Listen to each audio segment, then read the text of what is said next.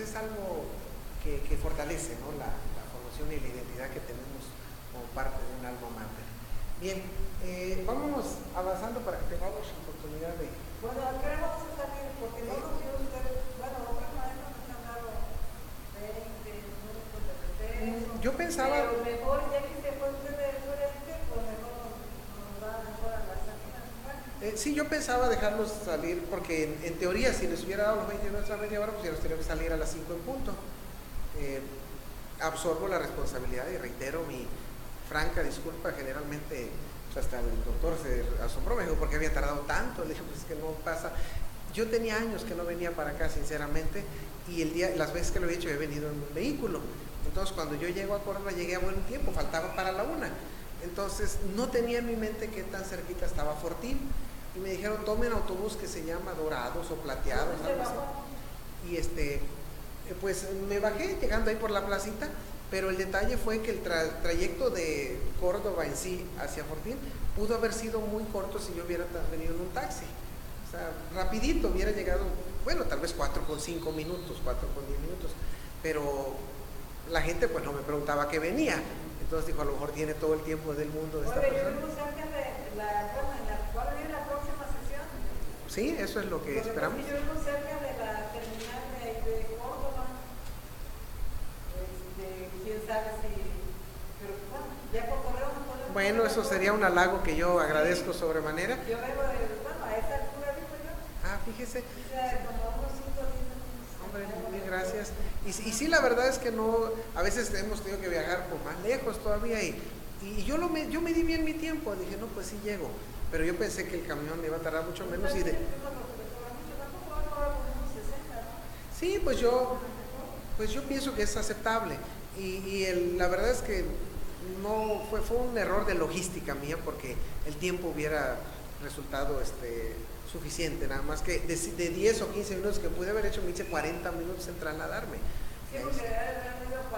Sí, bastante, casi. Otros que se vienen rapidísimo, es uno que tendría usted que haber caminado de la terminal, salirse ahí tantito a la avenida 11, eso se vienen rápido, y aunque paran en algunos también, pero se hacen como unos 20, 25, 30 minutos.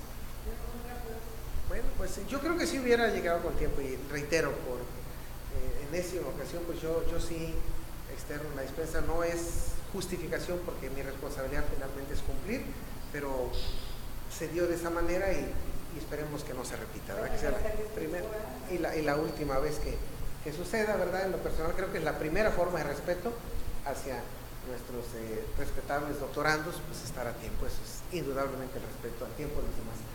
Vamos a partir de 3 preguntas en estos minutos que nos restan de charlar. ¿Cuáles son las prioridades de la sociedad mexicana, entonces? ¿Qué esperamos de nuestra sociedad y cuál es la injerencia y responsabilidad en esta dinámica? Porque decía hace poco un periodista que se llama Rogelio Villarreal, es muy cómodo situarse del lado de los buenos. Dice, como periodista, como docente, como político, como ciudadano en general, es muy cómodo situarse del lado de los buenos, es decir, todo el mundo hace esto y de las suyas, y ponerme casi como un sujeto neutral que no tiene ni injerencia ni influencia en lo que pasa en el tejido social, ¿verdad? Hoy sabemos que, así como se habla de teorías que generalicen, una de las tendencias pues es el enfoque sistémico en todas las magnitudes. La sociedad, en la pedagogía no es la excepción, funciona en comunicación con escuela y familia como un sistema. Yo a veces lo pongo como ejemplo casos muy cotidianos. Estoy de acuerdo que los profesores tenemos responsabilidades y que debemos cumplir y estar al tanto de lo que pase con lo que se nos ha sido asignado, pero no me dejen mentir. ¿Cuántas veces llega un padre de familia también con su esposa a buscar a un hijo en la secundaria, por decir algo, y pregunta, disculpe, busco a mi hijo tal, ¿no? Y le pregunta al prefecto, ¿en qué grado está su hijo? Y en muchas ocasiones yo lo he visto, el padre le ha preguntado a la esposa, oye, ¿en qué grado está? ¿En segundo o ya pasó a tercero? A veces el padre no sabe si su hijo está en segundo o en tercero. Y le dice la mamá a la esposa, está en tercero, porque ya el año que entra va a la prepa. Ah, sí, sí es cierto. Y le pregunta al prefecto, está en tercero. Señor, hay 3 terceros, ¿cuál tercero? Ah, pues le da clase a un maestro morenito. Pues en México casi todo el mundo somos morenos, ¿verdad? Entonces tal vez si le dijeran, le da clase a un sujeto de 2 metros, ojo azul y rubio, cabellera, pues a lo mejor sería fácil identificar. Pero le dicen que en tercero hay varios. Esa responsabilidad no le compete a la escuela netamente. El maestro no es culpable de que el padre se desatienda. Desgraciadamente, este asunto de la responsabilidad es fuerza cabal. ¿Cuáles son las prioridades? Vamos, yo quisiera que de manera muy sintética fuéramos perfilando. Empezamos, maestra, ¿cuál cree que podría ser una respuesta a su juicio en torno a estas interrogantes? Que la primera, ¿cuáles son las prioridades de la sociedad? Puede ser separado o englobar una sola respuesta, ¿verdad? Como usted lo desee. Prioridades, pues principalmente son situaciones económicas, violencia, la responsabilidad y la gerencia que tenemos, bueno, pues todos, que lo que usted hablaba hace un momento, ¿no? De que ya no hay moral, ya no hay respeto, y todo esto es lo que ha ocasionado la violencia ahora en los gobiernos, lamentablemente, solamente se heredan los cargos y ya no hay, no se trabaja para el pueblo, sino nada más para el beneficio de ellos. Se van heredando, ya el poder lo tienen nada más. Se patentiza, se apropia, ¿no? Se hacen principados, decían por ahí. Sí. Yo creo que mucho de eso es una lógica que existe. Y sin embargo, mi punto de vista también va en dirección a que a veces el tener un panorama demasiado catastrófico también puede ser una desventaja, como un panorama demasiado optimista. Hay que ser cauteloso en ciertos momentos, porque a veces el desánimo genera falta de acción, aunque ciertamente la crisis moral y de valores debe ser tanto más importante que la crisis económica, sin duda. Maestro. Bueno, híjole, que hablar de prioridades sería hacer un rosario, ¿no? Sí, es muy vasto, ¿no? Es muy... Yo sí le sigo apostando a la educación, creo que ahí está la llave de muchas cosas, aunque hay teóricos que dicen que ya no, o sea, que la educación ya debe haberse visto de otra forma, pero creo que por ahí está la cúspide, ¿no? De lo que puede cambiar. Y lo vemos tristemente ahorita con lo que está pasando en la UP, la forma en que se le está castigando, ¿no? Y las reformas que no acaban de aterrizar. Pero bueno, la educación creo que es prioridad. ¿Qué espero de nuestra sociedad? Que deje de vivir en el confort y en el conformismo, que se revele, pero que se revele en el buen sentido de conocer y comprender lo que verdaderamente está pasando. Y pues mi injerencia es contribuir a ese cambio, a ese romper de esa conformidad y el confort, para que de alguna manera se dé cuenta de lo que está pasando. Y fíjate, maestro, que es bien valioso lo que acaban de decir, y ahorita que hacías hincapié en que la rebeldía, un amigo mío decía hace poco, no es agarrar palos y piedras necesariamente, aunque obviamente si es para defenderte y de que te apedree el otro, pues tendrías que defenderte, ¿no? La legítima defensa, ¿no? Es obvio, pero de alguna manera muchas veces esa forma no convencional de mostrar ese músculo y esa inteligencia conlleva a salir airoso sin desgastarse tanto. Por experiencia hemos visto que nuestra sociedad mexicana, aun cuando lo hagamos de la mejor manera y con la mayor honestidad, siempre va a haber negociaciones que aunque no estemos de acuerdo, cuando te enteras ya se cristalizaron, ya cuajaron y pues no resta más que cumplir. Y pues maestra, tú que eres conocedora, expertise en el tema, tú sabes que en sociología hay un principio universal: si no te alineas, tiendes a que te alienen. O sea, si no te alineas, te alienan. Si no te cumples con ciertos parámetros o patrones que espera la sociedad de ti y que tú tienes que esperar de ti, al rato te automargina, ¿no? Alienarse pues viene de alien, del extranjero, ¿no? Claro, y ahí cabe lo que mencionaba, el estar preparados y contribuir al debate, aceptar el debate como parte de la formación de un estudiante. Sí. Porque tristemente cuando nosotros estamos inmersos en el debate, eso nos duele como docentes, no tener la razón en algunas circunstancias y ver que en algún momento también el estudiante puede tener esa razón. Claro. Y puede ir más allá. Y eso decía Oscar Wilde, se necesita poco esfuerzo para mofarse de los fracasos ajenos. Es fácil, se nos da. Sin embargo, se necesita mucha finura para reconocer que alguien más tiene la razón por encima de nosotros. no la razón de la fuerza, sino la fuerza de la razón, expresaba Sabater, ¿no? Porque muchas ocasiones, aún en contra de lo que queramos decir, no recuerdo quién escribió estas palabras, pero decía, a diferencia del coloquio o de la plática mundana, cuando la razón tiene un fundamento, y más aún cuando es científica, ahí sí, una sola persona podría tener la razón y 1000 estar equivocados. Aunque mucha gente piensa que si todos piensan así, pero realmente cuando tú tienes un fundamento, un conocimiento, ¿a cuántas personas no les hemos dicho hay que hacer esto por ciertas razones? Pasa el tiempo y quienes hicimos caso, de repente nos sentimos hasta agradecidos y decimos, híjoles, de la que me libré. Pero muchas veces cuando no existe esa disciplina, hay por ahí en internet, en YouTube, un video que a mucha gente le gusta, a otros no le gusta, de un japonés colombiano que se llama Yokoi Kenji. Es de ascendencia japonesa, pero nació en Colombia, ahí vivió, y bueno, vivió en Japón y en Colombia. Y él dice que las personas tendemos por razones típicas a creer que el japonés es karateca, es muy inteligente y es rico y es quien sabe cuántas cosas. Entonces él dice que tiene un lema, que ha enseñado a ciertas culturas a crecer: la disciplina supera a la inteligencia. Entonces mucha gente no es que sea tan inteligente, es disciplinada. Bueno, pero a mí el que me gusta es el de Carlos Cazúa, ese también ya lo vi. Ah, muy bien, sí, bueno, ahí hay cierta similitud, sí, y nosotros, dice, nos casamos con la idea de que los japoneses nos van a venir a mostrar por ser superiores, ni tantito. De hecho, él dice, el latino, yo creo que en coeficiente intelectual es más listo, más inteligente que el asiático. El detalle es que el asiático es más disciplinado. Incluso decía de manera así, chusca, aquí, dice, en los países latinos existe una frase como, voy a chalecarme otra vez ese argumento, oye, te estamos esperando, en un segundo llego.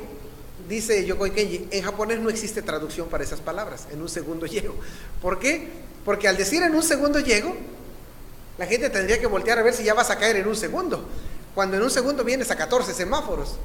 No es cierto, dice, de entrada es una falacia, es mentira, es deshonestidad. Y te pones a pensar cuántas veces hacemos ese tipo de cosas, en el sentido de que a veces en la clase de ética yo les digo a mis estudiantes, golpeas un carro y nadie te ve, ¿qué harías?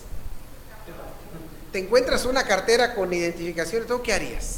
Te encuentras un celular, pero como el último que yo perdí no me lo regresaron, pues yo tampoco lo devuelvo, pues total, ¿verdad? Por la ley de lo caído, decimos. ¿O qué pasa cuando conozco la aventura amorosa de otra persona? ¿O qué pasa cuando yo soy jefe y el que me las debe ahora es mi subalterno? Hay muchos ejemplos en los cuales se necesita finura, decía Guay, para reconocer que otra persona podría tener razón por encima de mí mismo.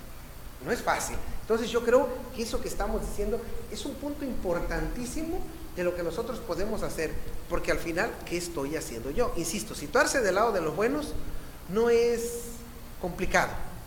Tú estás mal, yo estoy bien, ¿verdad? Y muchas veces el reconocer, incluso terapéuticamente, es un proceso y un requisito. Dicen los terapeutas que los 3 pasos de impacto para corregir una conducta es detectar, admitir y corregir. Detectar y admitir. Si yo lo detecto, ¿cómo lo admito? Si no me he dado cuenta. ¿Sí? Detectar, admitir y corregir. Pero yo quiero corregir algo cuando no estoy convencido, va a ser extraño, va a ser muy difícil. Y eso lo vemos con mucha frecuencia en nuestra sociedad, por salud, por trabajo, por lo que sea, lo vemos. Me dicen de repente algunos chicos, maestro, es que salí a buscar trabajo, está muy mal la sociedad, porque imagínense, dice, mire, están pidiendo que sepa más o menos inglés, están pidiendo que domine ciertos programas de computadora, están pidiendo facilidad de palabra, y por si fuera poco, están pidiendo que esté titulado. Le digo, bueno, a 10,000 gentes eso los aleja de la oportunidad, pero estrecha la brecha de oportunidades para el que sí cumple con esos requisitos. Yo estoy seguro, maestros, que como ustedes se los dicen, tal vez como a mí me lo dijeron, oye, ¿y para qué estudias el doctorado? ¿Y ya para qué? Cambiamos un ritmo de vida, cambiamos nuestro esquema y nuestras costumbres. En otros tiempos, los sábados, tal vez llegábamos a casa con ganas de pasear. A lo mejor ahorita llegamos a casa con ganas de descansar. A lo mejor, cosa que antes hacíamos, marco a mi amiga porque quiero salir a pasear, a mi compadre o a mi amigo. A lo mejor hoy, aunque no sea del todo ético, decimos en casa, si es mi compadre, dile que no estoy, que no he llegado. Porque a veces no queremos saber más que descanso. Cambia nuestro ritmo de vida. Sacrificio. Dice el New York Times que uno de los libros sobre negociación más importantes que se han escrito es uno atribuido a Harry Beckwith, cuyo nombre es Vendiendo lo Invisible. ¿Sí? Y dice justamente Harry Beckwith, el sacrificio, el dar algo de ti. ¿Qué estás dando? Finalmente, el sacrificio puede ser incluso hasta el responder un correo electrónico o responder una llamada. ¿Sí? Yo pude haber pensado que se caiga, veo que tengo 2 llamadas perdidas que pienso que eran de la rectoría, voy a llamar porque a lo mejor, o si no es otra persona, y a lo mejor tengo que sacrificar un poquito, de paso decirles, regálenme unos minutos, pero podría yo no contestar, a lo mejor si implicara un riesgo, una desconfianza, pero lo hago. Maestra, ¿cuál es tu juicio? ¿Cuáles son los criterios de la sociedad mexicana? Yo creo que primero el empleo, segundo la educación, tercero la seguridad, cuarto sería la salud, serían las 4 prioridades. De hecho, ahorita con lo del presupuesto base cero se está privilegiando seguridad, educación y salud. Yo coincido también con eso y aumentaría yo el programas sociales, pero para gente que de verdad lo necesite, porque hay un padrón de gente que realmente no lo necesita, pero por influyentismo, compadrazgos, reciben un beneficio que no. La pobreza, la eliminación, la alimentación, se me hace un tema también bien importante por la cantidad de niños diabéticos y sobrepeso que tiene la sociedad. Para mí sería lo primordial. Ahora, ¿qué esperamos de nuestra sociedad? Bueno, pues yo en particular espero que se siga luchando, como dijo el maestro, porque se siga dando la educación pública y gratuita. Yo tengo 11 años estudiando en la Universidad de Veracruzana y también estudié en la Universidad de Cristóbal Colón cuando hice la licenciatura en Derecho. Yo comparto las dos cosas y definitivamente a mí en lo particular no es que esté yo en contra de la escuela privada, es buena, pero yo creo que la pública es el acceso a todos, o sea, todos tienen un derecho a la educación y yo tuve la oportunidad de hacer varias cosas en la pública y sí me gustaría que otras generaciones pudieran tener la misma oportunidad que yo tuve. Entonces, puede ser una esperanza en que la situación en cuanto a materia de educación mejore, ¿no? Que se incluyan valores, que se les incluyan a los niños cómo resolver un problema desde nuestras aulas, impulsarlos a la lectura, a que tengan el conocimiento. Y otra cosa yo haría, hacer una lista de necesidades que tenga el sector salud para poder darle prioridad menos de lo más básico, porque ya no tienen ni paracetamol ni siquiera lo que siempre dan para cualquier enfermedad. Entonces yo creo que eso sí, que haya más conciencia y que las personas que están destinadas y tienen la fortuna de trabajar, que trabajen para lo que se les está pagando, ¿no? O sea, que no falten, que sean responsables, que sean disciplinados, que sean constantes, ¿no? Que de verdad te vengan un sueldo que te estás ganando, ¿no?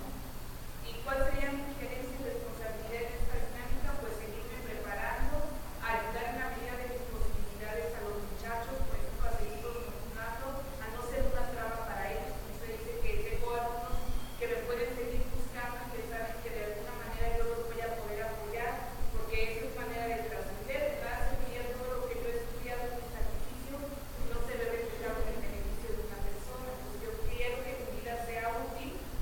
¿Y cómo va a ser útil? Pues a lo mejor sirviendo y sirviéndome también de los demás. Usted dijo que, y dijo López Portillo, ¿no? Que la unión somos todos, ¿no? O todos somos la unión, como yo contestaría ese tema. Muy bien, creo que se ha conjeturado de una manera sinérgica una amalgama de argumentos muy poderosos y si nos damos cuenta, sin ponernos de acuerdo, incluyendo el mío propio, ¿verdad? La educación es un común denominador en todo lo que dijimos, el factor educativo. Entonces, Joseph Stiglitz no anda tan mal al hablar de una sociedad del aprendizaje, como economista, como visionario. De hecho, él predijo varias de las crisis que han acontecido, incluyendo la del 2008. Desde el 2001 él vaticinó la debacle que iba a haber e insta a los gobiernos a que sus políticas vayan de la mano con la creación de esos ambientes de aprendizaje en los cuales en muchas ocasiones se vuelve parafernalia y protocolo, pero poca utilidad. Y yo creo que lo que estamos haciendo ahorita lo vemos, insisto, sería genial que tuviéramos todas las respuestas por parte del sistema burocrático, del gobierno y del Estado como en su generalidad. Eso sería genial. Si no lo tenemos, a veces tenemos que establecer inversión, pero no hay que olvidar que en la inversión se puede hablar de riesgo y peligro.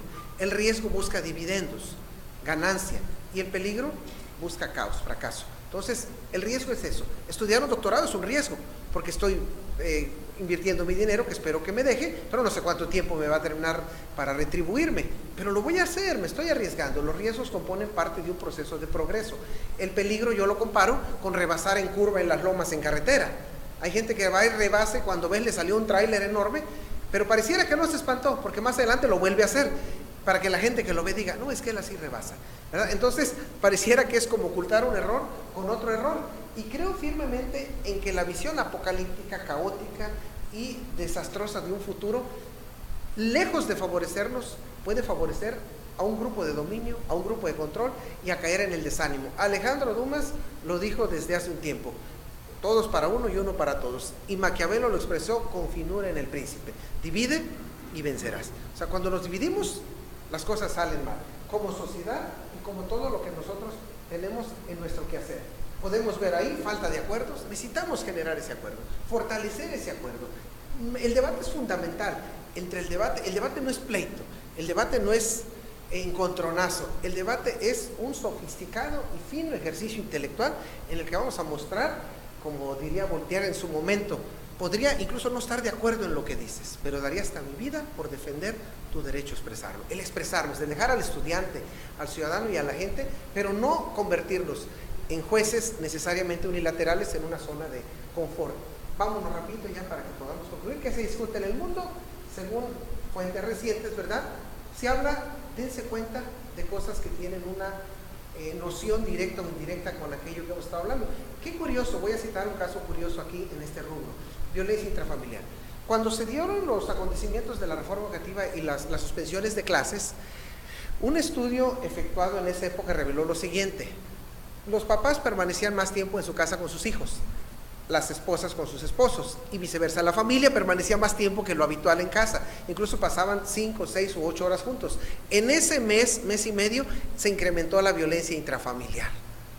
Qué curioso, ¿no? Qué mensaje tan fuerte. Quiere decir que no estamos a veces ni acostumbrados a estar juntos, porque emerge ese tipo de choques.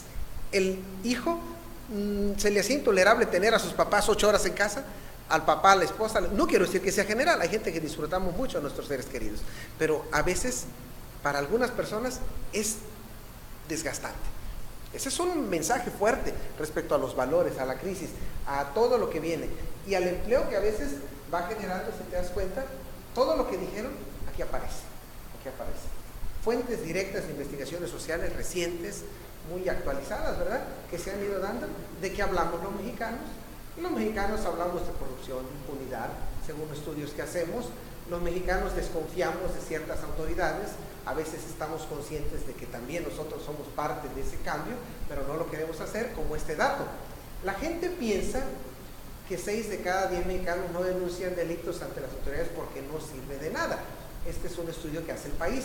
Sin embargo, el 93% de los mexicanos dice conocer poco o no conocer nada de lo establecido en la Constitución, de conocer de leyes, cultura jurídica, cultura financiera, cultura de la legalidad. Aceptamos que juzgo, a veces sin saber. Eso no es riesgo, eso es peligro, porque puedo cometer, incluso involuntariamente, algo que no tenga yo previsto. ¿Es así de simple o complejo? Yo pienso que, a como se venía considerando, la realidad es convergente, y nosotros podríamos establecer cambios más allá de verlo como una fotografía que se va difuminando y que a veces vemos esta imagen y decimos, la hemos visto en algún lado. ¿Dónde la vimos? Recordamos tal vez un poquito, y si no recordamos dónde fue, se difumina, se diluye, y nos quedamos con, dijo el rector de La Salle en una ocasión, como grabadoras medio compuestas y medio descompuestas, porque una grabadora nueva te reproduce fielmente, una grabadora en mal estado reproduce por partes. Entonces, a veces pasan eso. Recomendaciones que vamos haciendo, suelo hacerlas. Este libro es un libro de este personaje latinoamericano, por cierto, ¿sí? El fin del poder. Fue el primer libro que propuso Mark Zuckerberg, curiosamente, en su Facebook. Como tiene un club de lectura, Mark Zuckerberg en Facebook, pero no tiene tantos seguidores como la red social en sí. Pero El fin del poder es un buen libro, ¿verdad? Que tenemos por ahí, que tenemos, y alguien se preguntaba esta pregunta, a mí me la hicieron en una clase reciente: ¿qué tienen en común el calentamiento global, las crisis financieras, las masacres en Siria o la apatía hacia una educación de calidad? Yo le decía, ¿qué tienen en común? Y me decía que aparentemente nadie tiene el poder de detenerlas, pero manejamos para nuestra buena suerte el término aparentemente. Tomás Moro escribe en La isla de la utopía, o utiliza por primera vez el término utopía, estableciendo que eso significa ningún lugar, que no se ha dado, que no ha pasado. Pero utopía no es imposible, ¿eh? Utopía es algo que no ha pasado, pero que podría pasar, queridos maestros. La realidad puede concebirse como un entramado sistémico. Yo les pregunto, por ejemplo, esto lo tomo de cosas que platico con mis estudiantes. De repente trato de que la conferencia vaya relacionada con lo que yo vivo. Por ejemplo, unos estudiantes me dijeron, maestro, nos vamos aquí. Yo no sabía que existía eso, no es responsabilidad de ellos. Tenemos eventos que se están dando a nivel nacional, viene para el 2017, tenemos programas y softwares de la Agencia Espacial Mexicana, muy criticada porque se dice que no tiene presupuesto, pero pues eso no es culpa de ellos también, ¿verdad? Tenemos detracciones en nuestra querida Universidad Veracruzana, como también tenemos motivos de orgullo, ¿verdad?, dentro de sus protagonistas, ¿sí?, del puerto de Veracruz, ¿verdad? Está en la NASA haciendo estudios. Tenemos eventos a nivel mundial que se han hecho en lo que va del año. El domingo pasado, así como se entrega el Oscar y el Grammy, ya sabes, los galardones, es la tercera vez año con año que Sonny Barkey, que es el gurú de la educación, un millonario asentado en Dubái que quiere gastarse el dinero en cosas productivas, tiene presencia ya en 11 países. El primer país latinoamericano al que va a accesar es Argentina, ojalá que luego venga México, con programas educativos innovadores. No los conozco, hay que estar pendientes de este personaje y de esto que es el Premio Maestro Global de la Fundación Barkey, y que ella es la ganadora, así como DiCaprio se ganó el Oscar al mejor actor, o Iñárritu, ¿verdad? Pues tenemos también a esta persona que no es porque sea la mejor maestra, podríamos tal vez ustedes, antes que yo, ser ganador. Hay un comité, esto es algo en pañales, pero está interesante, ¿eh? Si quieres por curiosidad, si quieres por parafernalia y por mercadotecnia, si quieres por razones de vocación, o simple y sencillamente por crear empatía con lo que sucede en el mundo de la docencia o de la actualidad magisterial. Tenemos un premio Maestro Global, así como se entregan. Hubo 10 finalistas. La persona que dio a conocer a los finalistas fue precisamente Stephen Hawking, ¿verdad? Dentro del marco que tenemos gente que puede mostrar ejemplos dignos de emular. Se han de acordar ustedes de estos 3 jóvenes que ganaron, concursando con gente muy preparada de distintas partes del mundo, un premio dentro del campo de la robótica y de la investigación aeroespacial. Y bueno, tenemos gente prometedora, si recuerdo bien, creo que son de Zacatecas, ¿sí? Aquí están estos chicos poniendo en alto las cosas que saben hacer, ¿verdad? Y que sin duda alguna, tanto ustedes como muchos de nuestros estudiantes, pues son gente, esto es lo que dicen los medios, porque se privilegia el espectáculo. ¿A quién compete potenciar una cultura jurídica, educacional y de la administración pública? Ya lo contestaron, ya lo respondieron de una manera muy clara. Este es el libro que les recomendé también, La creación de la sociedad del aprendizaje. Este personaje es el autor, Joseph Stiglitz, profesor, para orgullo nuestro también. Mucha gente ha dado en buscar la docencia, y tenemos indicadores. Estos son datos que yo les doy, son datos duros, los checan, yo se los mando o se los doy en la próxima sesión, y les voy a pedir que con calma, ahorita ya es tarde, lean. Esto es una especie de parodia, una especie de regalo chusco que yo hago con la otra versión de La hormiga y la cigarra. Hay cualquier parecido que le encuentren a la sociedad, estoy seguro que se van a divertir un poquito, ya para no entretenerlos, ¿verdad? Pero aquí viene la historia donde la hormiga, ya sabes, protesta y la cigarra mete una serie de calamidades, de cuestiones, interferencias, ruedas de prensa, corren a la hormiga, y te va a terminar dando un poquito de risa, pero es parte de lo que sucede en nuestra sociedad. Quiero cerrar con una frase de Carl Sagan. Dice este personaje, 96-97, si bien recuerdo, dejó este mundo. Dice: una de las lecciones más tristes de la historia es esta: Si se está sometido a un engaño demasiado tiempo, se tiende a rechazar cualquier prueba de lo que es. Encontrar la verdad deja de interesarnos, el engaño nos ha engullido, simplemente es demasiado doloroso reconocer, incluso ante nosotros mismos, que hemos caído en un engaño. Cuando se da poder a un charlatán sobre uno mismo, casi nunca se puede recuperar. Afortunadamente, hay mentes brillantes, decía Kennedy. Si pretendemos cultivar nuestra inteligencia, pues una sana recomendación sería juntarnos con gente más inteligente que nosotros. De ahí la ganancia que yo obtengo al artelar con gente brillante como ustedes. Maestros, pues les quiero agradecer su tiempo, redoblar mi disculpa por la tolerancia que me han tenido y pues desearles un excelente periodo vacacional y hoy que partan pues un feliz retorno a su respetable hogar. Estoy a sus órdenes. Muchísimas gracias, maestro. Sí. Bueno, el archivo, Sí, con todo gusto. Ah, bueno, muy bien. Sí, como quiera, aquí en la primera diapositiva, aparece el correo que es Escarabajo 35. Sí, sí, el maestro, porque bueno, yo estoy seguro que se tiene la buena voluntad, pero a veces hay contratiempos. La grabación también de la sesión. Sí, con todo gusto, sí. Sí es. Escarabajo 35. Cuando me preguntan por qué Escarabajo 35, porque les digo que el primer vehículo que yo tuve en mi vida fue un bochito y el modelo que salió de la primera fábrica de Volkswagen en Alemania en 1935 fue el Escarabajo 35. Entonces por eso le puse así. Mario Hugo Vera Guerra, a sus órdenes. Sí. Sí, entonces ahorita les proporciono al maestro el material. Voy a quitar esto porque